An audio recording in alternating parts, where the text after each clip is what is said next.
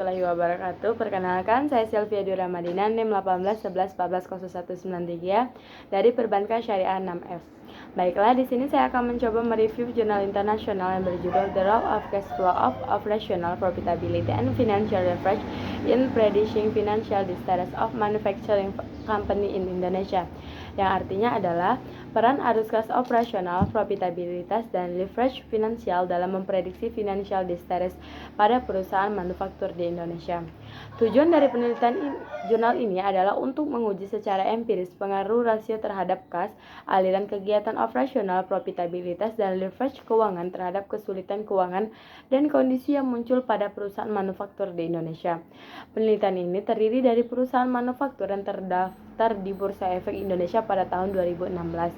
Teknik pengambilan sampel pada jurnal ini menggunakan metode purposive sampling yang diperoleh dari 111 perusahaan manufaktur sebagai sampel dan 124 perusahaan yang sedang diamati.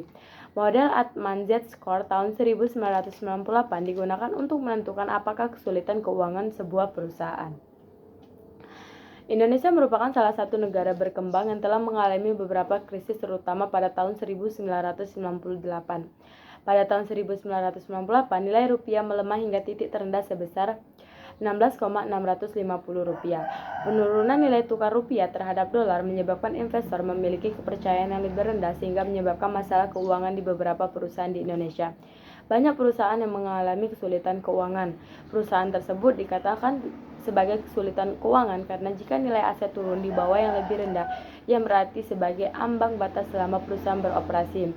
Analisis rasio keuangan membantu untuk mengevaluasi kondisi keuangan perusahaan untuk melihat peningkatan atau penurunan atau kondisi dan kinerja sebuah perusahaan.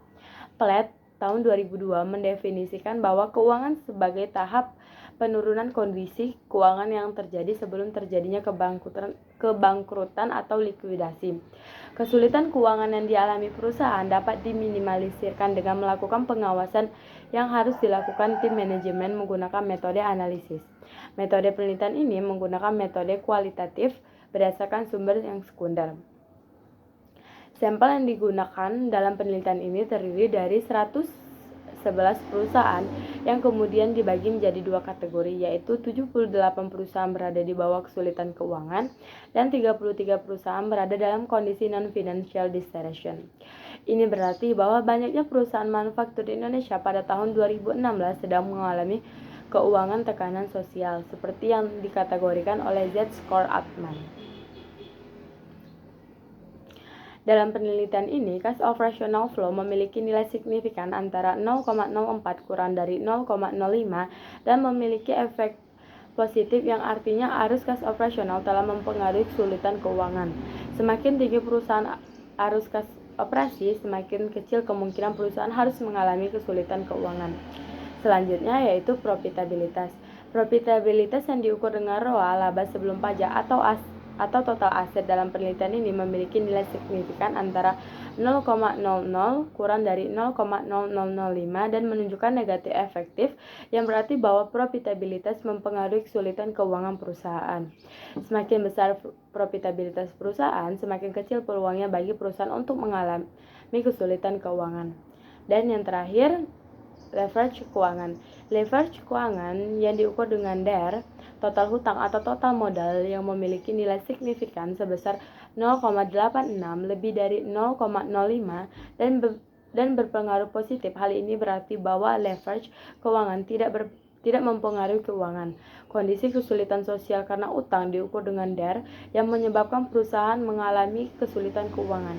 Jadi, dapat disimpulkan bahwa leverage keuangan yang tidak memiliki pengaruh yang signifikan, tetapi berpengaruh positif dalam memprediksi financial distress, dan dapat dikatakan bahwa semakin besar rasio leverage keuangan, maka semakin besar kemungkinan perusahaan mengalami kesulitan keuangan.